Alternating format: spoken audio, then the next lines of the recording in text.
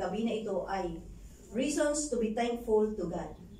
Mga rason kung bakit tayo kailangang magpasalamat sa ating Panginoong Diyos. Number 1, He forgives us. Verse 3a, ang lahat ng kasalanay, siya ang nagpapatawad. If we confess our sins, He is faithful and just to forgive us. Gaya po ng ating memory verse. Ang ating Panginoon ay tapat. Kaya-kaya niya po tayong patawarin sa lahat ng ating mga kasalanan kung tayo po ay i-confess. Ephesians 1:7, tinubos tayo ni Kristo sa pamamagitan ng kanyang dugo at pinatawad ang ating mga kasalanan. Ganon kasagana ang kanyang kagandahang loob. Siya po ay handang magpatawad sa lahat ng ating kasalanan. Ganyan po kabuti, katapat ang ating amang nasa langit. Number 2, He heals us. Verse 3b, at anumang aking sakit, ginagamot niyang lahat. Ang ating Panginoong Diyos po ay kayang-kaya niyang pagalingin ang lahat ng uri ng karamdaman. Because His name is more powerful than any diseases. Amen? Amen. He is our great healer. Siya ay makapangyarihang Ama. Naniniwala po ba tayo doon? Amen. Kayang-kaya niyang pagalingin ng Panginoon ang lahat ng uri ng karamdaman at sakit. Amen? Amen. Number 3, He redeems us. Verse 4a, sa bingit ng kamatayan, ako ay nililigtas. Tayo ay tinubos at pinalaya sa pagbabayad ng isang mahalagang halaga.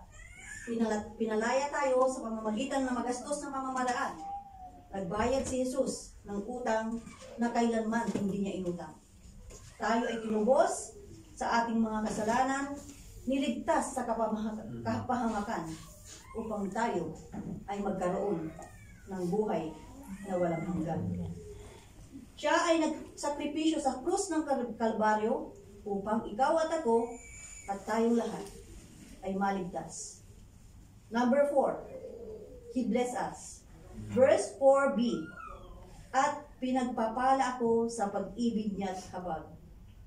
Ang pag-ibig po ng ating Panginoong Diyos ay walang katumbas. Hindi mapapantayan. Hindi maigbigay ng sinuman. Ang pag-ibig ng ating amang nasa langit ay walang kapantay. Kahit sino sa atin, hindi kayang pantayan. Ang pag-ibig ay pinagkakaloob ng Diyos sa kanyang mga anak. Ang pag-ibig at habag ng ating Panginoong Diyos ay hindi masukat. Ang pag-ibig at habag niya ay walang hangganan. Niyakap tayo ng Panginoon sa ating mga karumihan. Inibig niya tayo ng walang katumbas. Amen. Ang pag-ibig ng ating Ama ay mas malawak pa kaysa sa ating mga pagkakasala, gaya ng ating inawit kanina. Gayon lamang ang pag-ibig ng Diyos sa kanyang mga anak. Kaya tayo ay pinagpapala niya. Ipinagkakaloob lahat ng pangangailangan natin. Minsan nga hindi lang pangangailangan natin, even ang ating mga luxury things. Pinagkakaloob ng ating Panginoong Diyos.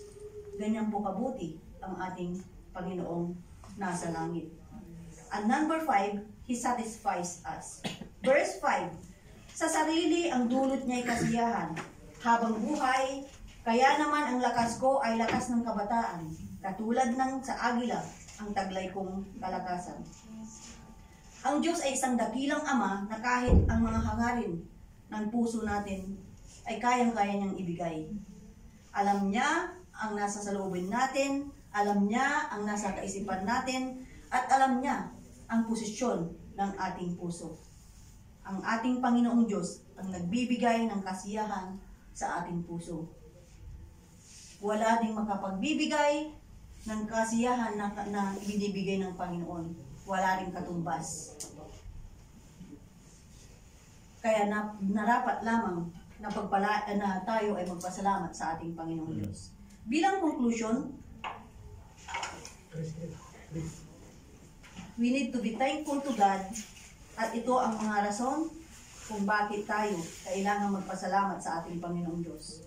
Number 1, He forgives us. Ang ating Panginoon ay tapat na nagpapatawad sa ating mga kasalanan. Number 2, He heals us. Ang ating Panginoon ay dakilang magagamot. Number 3, He redeems us. At tinubos niya tayo, niligtas upang tayo ay magkaroon ng buhay na walang hanggan. Number 4, He blessed us. Pinagpapala at pinagkakaloob ng Panginoon ang lahat ng ating mga pangangailangan. Ang kanyang habag at pag-ibig ay walang hanggan. Hindi masusukat, hindi mapapantayan. Ninuman. Number 5, He satisfies us. He is our joy and strength. Marami pang mga rason kung bakit kailangan nating magpasalamat sa ating Panginoon. At sa lahat ng mga rason na ito, tayo ay dapat magpasalamat oras-oras at sa lahat ng pagkakataon sa ating buhay. 1 Thessalonians 5:18. At magpasalamat kayo sa Diyos sa lahat ng pagkakataon sapagkat ito ang kalooban ng Diyos para sa inyo sa inyong pakikipag-isa kay Kristo Jesus. Tayo pong lahat ay tumayo bilang pasasalamat. Let's offer this song sa ating Panginoong Diyos. At patuloy natin pasalamatan ang ating Panginoong Diyos sa ating buhay. Patuloy na i-arin natin ang awitin na ito.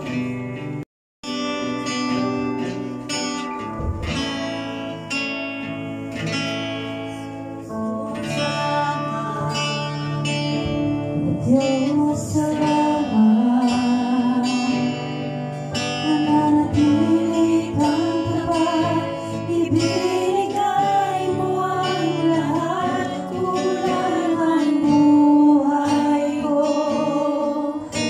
maging ang mundo, sa dakilang na pag-ibig mo. Jesus, salamat. Diyos, salamat. Nananatili kang tapat, ibinigay mo ang lahat, kulang ang buhay ko, maging ang mundo, sa dakilang ng pag-ibig mo. Dakila ka, dakila,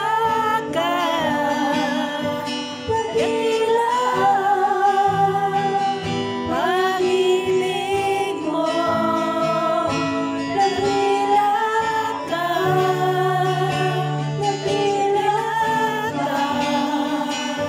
dakila, pag-ibig mo. Oh, Jesus.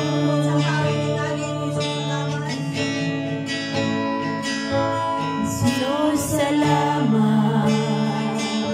Oh, Diyos, salamat. Mananatili kang tapat, ibigay mo ang lahat, kulang ang buhay ko, maging ang mundo, sa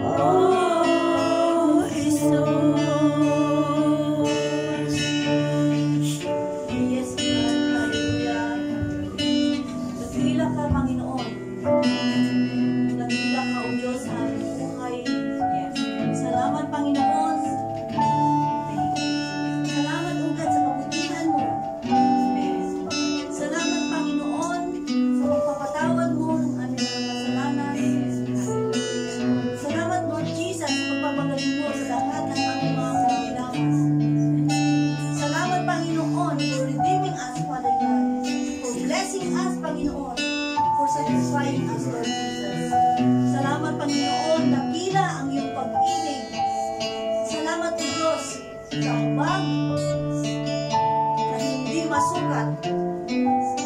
Salamat, Panginoon, sa pag-ibig mo na hindi maibigay ng inuman. Salamat, Panginoon. Iurap mo, O Diyos, na ang mga puso ay pusong nagpapasalamat lagi sa iyo. Ano man sitwasyon mayroon kami sa aming buhay, Lord, remind us to be thankful. At maraming rason, Panginoon, kung bakit kami ay kailangan magpasalamat sa iyo dakilang pangalan, Ama. Salamat, Panginoon, dahil dakila ka sa buhay ng bawat sa amin, Father God. Salamat, Panginoon, sa mga pagpapala mo, O Diyos. Salamat sa mga trial, sa pagsubok na panapagtagumpayan namin. Lord, we are victorious because of you, Jesus. Salamat, Panginoon, for the strength sa favor na pinagkakaroon mo, Ama. Salamat, Panginoon, sa protection na pinagkakaroon mo sa buhay ng bawat sa amin, Father God. Sa provision, Panginoon. Salamat, O God, sa restoration ng mga relationship, Father God. Salamat, Ama. Salamat, Panginoon, sa mga trabaho na pinagkaroon mo sa amin. Salamat, O Jesus. Salamat, Panginoon. Salamat, O God, sa guidance na pinagkakaroon mo sa buhay ng bawat sa amin. Salamat, Ama.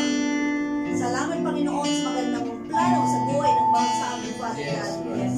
Salamat, dakilang na, O Diyos, dakilang ka, Ama. Uri ka namin, pinapasalamatan sa aming buhay.